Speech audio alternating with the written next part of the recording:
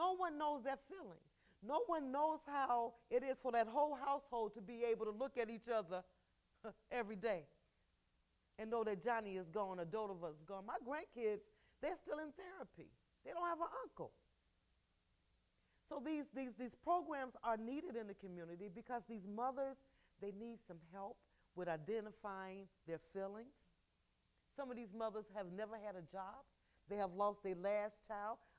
There's mothers that have lost all 4 of their children, sons, their whole household to gun violence. And it's not because their son was a gangbanger or he sold drugs or whatever. It's happening in our community, and there's nobody caring enough to say, you know what, Miss Duncan, I know you lost your son. What can I do to help you? What about the other kids? Can I walk with them to school? You know, can we do some activities together? Those are the things that we are trying to do in our community because hurt people hurt people. That's if I can follow up. That's where I was going with something. I think we became talking about this big government. We can't just wait for our government. Exactly. Yes, sir. Like Miss Duncan, and Luther Rogers Park, Ciphers and Circles, a young guy. Circles and Yes, cycles. yes, yes, yes. Yes. We need to all know about this. Yes. Because if we Yes. wait for the mayor or somebody else, a lot more lives are going to be lost. Right. And we can't wait for them. And another thing about these nonprofit organizations, they keep waiting for federal government for money. Well, I just helped Circles and Sight. We wrote a grant together go. with them. They didn't get funded. They didn't get to do work in the juvenile because that they something? need the money. They're doing amazing work, amazing work. And they don't, some of the people working with them are working for free. Right. Because they don't have the money to support And it. that's another And problem that, we you know, have and there. that's an issue. And you're right. I mean, I agree. My husband is an activist. He works on these issues, and we always argue because he says you can change the system, and I'm like, no, you can't. And I don't, and you know, and I don't want to discourage people who have the belief that because I think we need those folks that believe you can change the system. I'm not one of them, and I'm sorry. I know that's a disappointment to some folks, but I don't know. I'm a pessimist, a realist. But seriously, no, there are people doing it, and we need to figure out how to support these efforts, because they can't get federal funding No, they can't always, get federal- and it takes a lot of money. Wraparound services are expensive. Yeah. They work. Right. They They are do. effective, They but do. they're expensive. But they're expensive and But time if you consuming. can get the churches, if you can get the community organizations, if you can get the businesses in the community where we see this concern, why do we have to wait for federal government to give us money? If we can pool our own monies together and do these things in our community, and that's the thing about it, we have roundtable discussions, ma'am, all the time in the community. I'm tired of roundtable Me too. discussions. Right. I'm tired of marches. Me too. I'm tired of makeshift grave sites. I'm sick of this mess. Yeah. When we can use all that effort and time and resources and do this together ourselves. You've had your hand up for a long time. Very interesting issue. Thought it was some great discussion. But it's just a start. Yes. Whether or not there are groups that ought to get together, or politicians, or somebody, these issues have been around forever, and we've made very little progress. You wonder, gee, how could we go about coming up with the game plan that we could actually implement? And keeping in mind the fact that the dollars may not come, but just saying, if they did come, what would it look like? So that we have, different visions going on from, police departments and everything else, but, gotta get the people who can make it a difference. I think the politicians certainly have to be part of it, but again, they're worried about taxes or whatever. I'd like to say, okay, let's work on one thing. I'm not sure what that would be.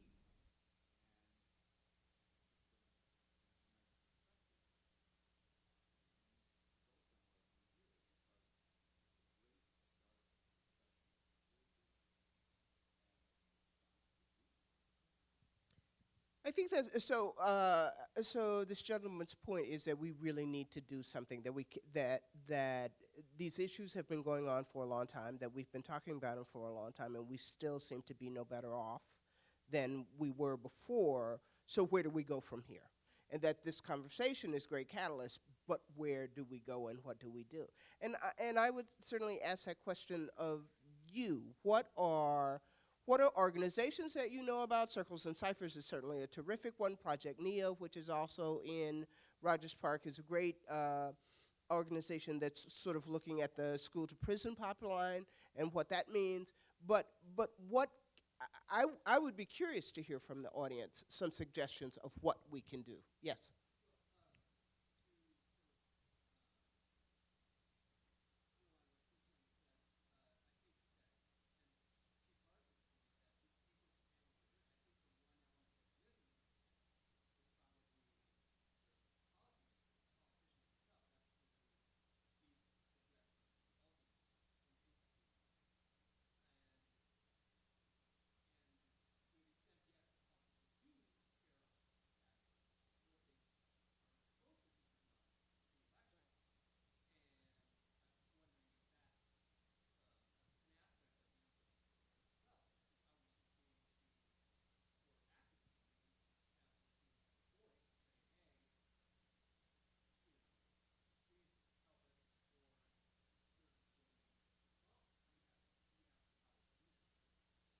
So the suggestion is that we need to get organizations and people who are doing the work to advocate in terms of, to put pressure on politicians to make them sort of do the right thing.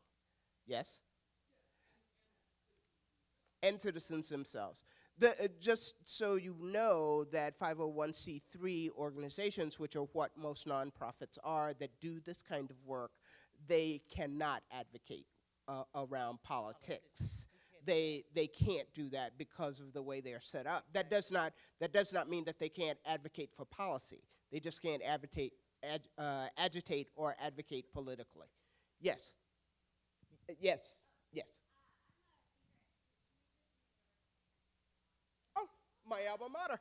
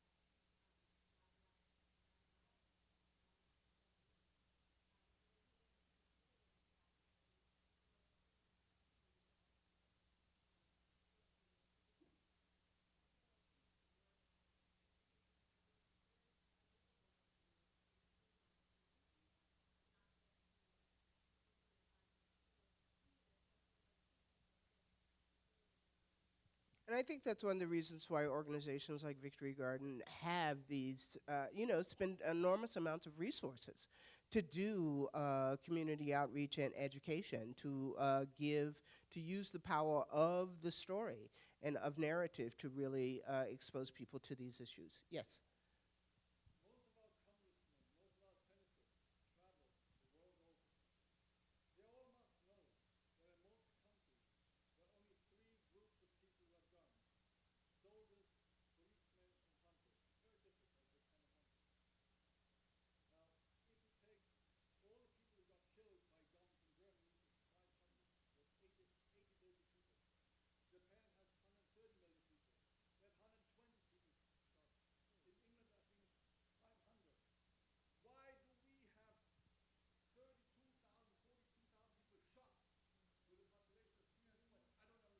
Really, we don't either.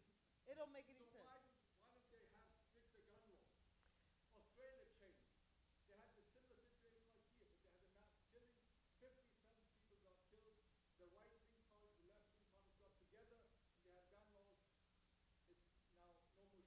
So that's a huge panel because you can talk about the NRA's influence with money. Yes. It's all about.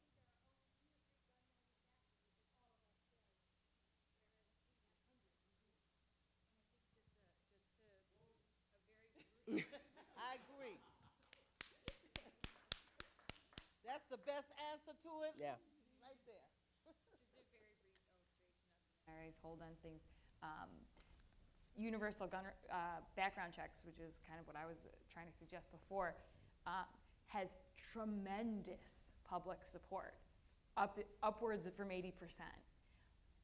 And it was looking great right after Sandy Hook, which you were mentioning, and then nothing happened when you put it together. Because the NRA, of course, went on the offensive. Just to the compared against what the general population believes and wants from their Congress is different from what we're getting. And Chief Parks, you had mentioned earlier when we were talking about, or I think Carrie, you talked about this also, the FOID. So and revocation of FOID, expired FOID card. So does everybody know what that is? That's a firearms owner ID identification. So you're supposed to have this when to make it possible for you to buy a gun.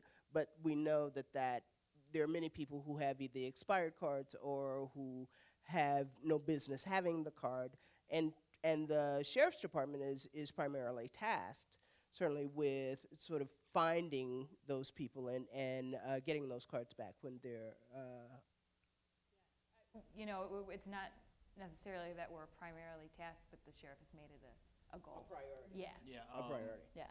the gun team started, I want to say maybe 4 months ago, and they've recovered about 500 guns for various reasons, for revocations and just other investigations. So, and it's only a 4-man team at this point in time, but 4 people and a supervisor, that's a lot of That guns. says a lot about it. Yes, So yes. four people out of how many citizens do you sort of Well, the this area that you cover? This was Chicago, this the whole county of Cook. Yes. Right. So 4 officers that are Yes. dedicated to that. And we do a Right. gun buyback every year. Mothers of Murdered Right. Sons, Ceasefire, different churches and organizations. We do. We ask the community to bring us your guns, and we give them. Last year we did Walmart cards. We gave them something in return. You would not believe how many guns that was just turned in. Right. And yet And we still got guns on the store. and we just passed concealed carry. Yeah.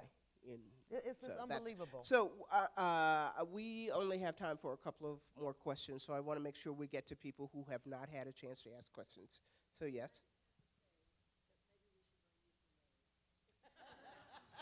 They can't pay me enough money to have that job. I'm looking forward to taking over the schools. That's the job that I really want. So, yes.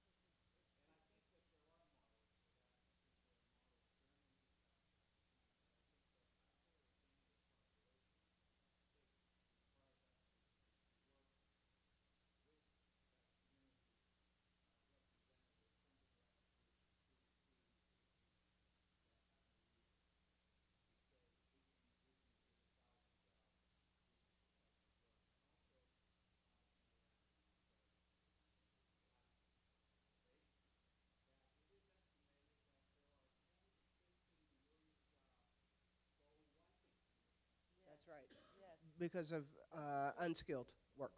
Yes. Right. Yes. That's right. That's right. So Thank you.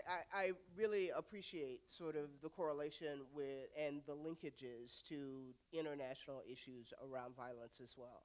I think one of the things that's interesting about the German model and Siemens is that the company understood that if you can't find them, you need to grow them, and made a substantial investment to do that.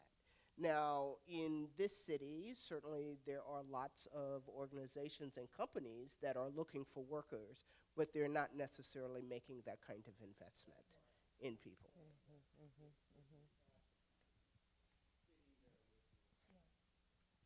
Right.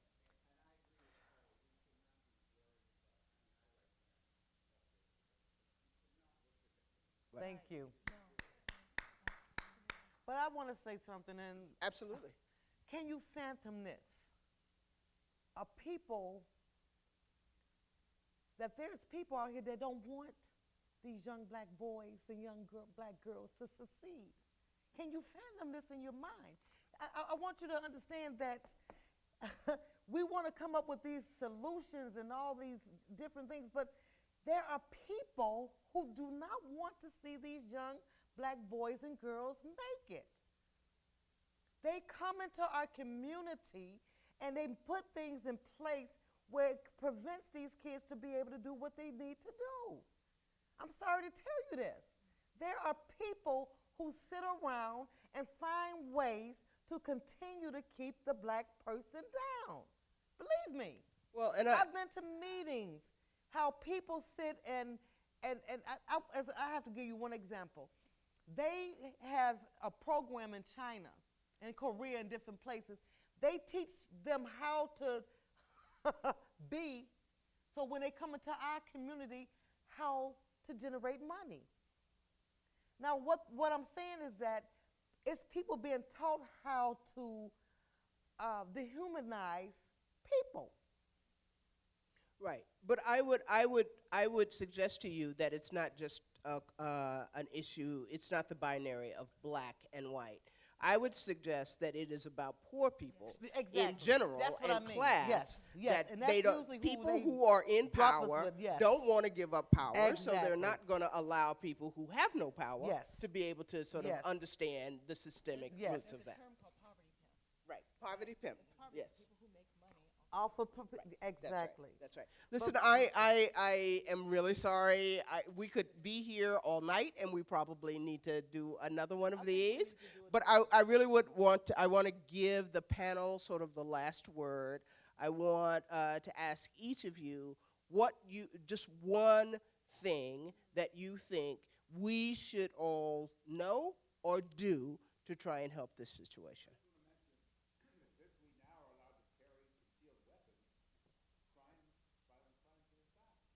Oh, is Well, it? certainly, I thought, so Are you his comment was serious? that now that we can carry concealed weapons, violent crime will stop. And I thought Gary McCarthy, who's the superintendent of Chicago Police's comment, was very telling. He said, let's wait and see, meaning that you're going to see how much more violence there is, because Wow. more guns will never alleviate the problem of it. So let's start with you, Chief. What do you think? Give us one thing that we can do, one thing that we can take away that we could actually put into This action. gentleman over here, when he mentioned the jobs, think back. If you go to the newspaper, you don't see a listing of the jobs that are out there.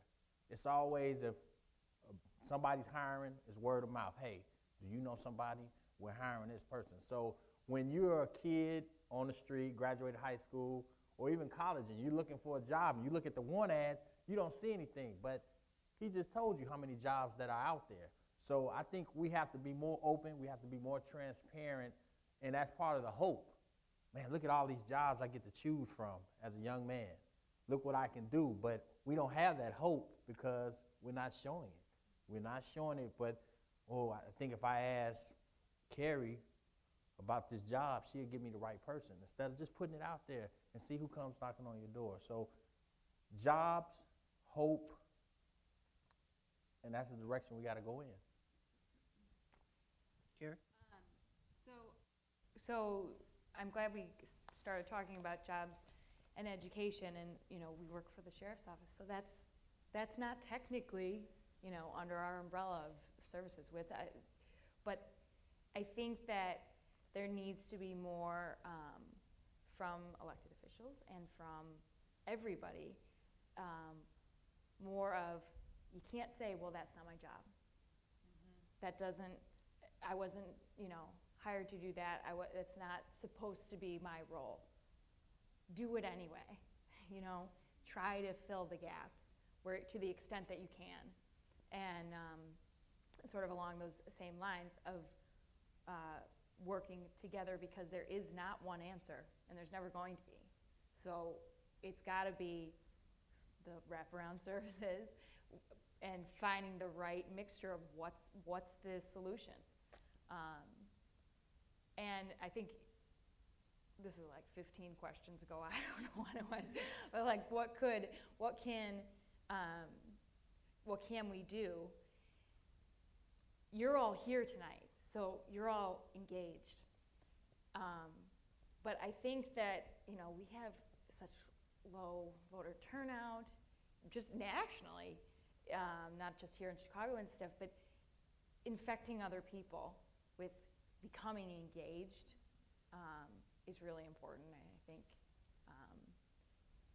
will tie together some of the economic development and political will and things that we're looking for. Noni? So we know that community violence is predictable. You can predict it. And I believe if something is predictable, it's preventable. And we need to look at all the predictors. I think in terms of preventing, we have to do a couple of things. One is we have to stop thinking about this as one cause. There's several causes predicting it, and we have to address all of those from this holistic wraparound model. The second is we have to put a human element to this. We think about statistics. We think all young black boys are gang members, and everybody has a story. The victims have a story, the perpetrators have a story, and we have to be willing to hear those stories. I'm going to quote Dr. Troy Harden at Chicago State, who says, our young people are doing their emotional work in public spaces. All right? And so we have to understand that everybody, and we have to be willing to hear everybody's story in doing this sort of work. And the other, and again, yes, you all are here, and I keep going back to this whole dialogue to action. I don't like being on panels. The last panel I was on was 5 years ago, and I've turned down all of them since. I don't know why I was compelled to do this one. There was a reason why. But I don't like them because we talk and then we go home. And so how do we move from dialogue to action? You guys, like Carrie said, you're engaged. Engage other people. Social media is amazing, you know, in terms of spreading the word about things. Engage as many people as you can in this process. And let's create more narratives so people can understand that there's a human element to this. Phyllis? My thing is family. My thing is a mother and a father. My thing is an uncle and aunties and grandmamas and everybody supporting each other. I believe we need to allow parents to have a voice, and we need to empower the family so that we can allow these children to understand what that means, what family really means. A lot of our children are being raised by single-parent women, and a lot of our mothers are not even educated. So the ones that I meet, they tell me, Ms. Duncan, I can't help my child with my homework with their homework because they don't know how to do it. So there's a lot here. You know, like Noni said, it's more to this than meets the eye. But I would really like to see parent-child centers booming up all over the community where the parent and the child can get the education, to get the resources, to get the empowerment, to get what they need to feel whole again. A lot of us don't feel whole anymore. You know, our mothers are just by themselves. And when you have a trauma of losing a child, and some mothers losing more than one, it tears the whole family apart, and it tears the whole community apart. So losing one child is more than it affects everybody. You understand what I'm saying? When I lost my son, I couldn't even rest to try to get myself together, because every time I cut on the television, there was another child being murdered. And when I started Moms, I have to say this before I go. The first meeting I had for Moms, I had 50 women who came to my first support group. 50. I couldn't believe it. I walked in the room and I just could not believe that all the mothers that was sitting there was telling me my son was killed, my daughter was killed, my 4-year-old was shot in the head. Do you understand what I'm saying? So you got women that are living day by day, like me. My background, I have a BSW, and I tell you, I can't do some of the work that I used to do because I'm burnt out with all what is happening in the world. So if you want to do anything, help someone. Don't try to help a whole lot of people, because a lot of people are not going to want to be helped. There are people who do not want to be helped. Change makes you uncomfortable. They'd rather stay right where they are. But if you can meet a family who wants your help, who you want to give, not just because you want to brag about it, but because you genuinely see that I can do something to help them and they're willing for me to help them, I suggest you do that. We can't save the world by ourselves. We all cannot be presidents or whatever, but we all can be servants of the Most High God. And I think, if anything, we need to pray more for our families and for our children in our communities that are affected. Prayer does work. And like I said, get a family that you know that you can help, or a center that you know you can give that time. I'm going to say one more thing. Black folks don't think white folks always want to help. They think you're nosy. I'm telling you the truth. And they don't allow you to get into their space because they want to know, what is your intent in getting in my space? And if you're sincere about what you're talking about and what you're feeling about this person or family, then they would know it. So I suggest, if you want to help someone, find an organization that you know is working. Give your time, give your donations. My organization is funded by me. And so you could use some help. All the time. Okay. My grandmother taught me a saying that I try to live by. I can't do all the good the world needs, but the world needs all the good I can do. I can do. And so I think that if we sort of take that and really manifest that in some way, that the world will slowly, unfortunately, but it will get better. I want to thank all of you on this panel for participating in this. I want to thank Che and Isaac for putting this together. I want to thank Marcus Gartley for this incredible Gospel of Loving Kindness that you must see, that will be running through the end of the month. And I want to thank all of you for being here. Thank you very much.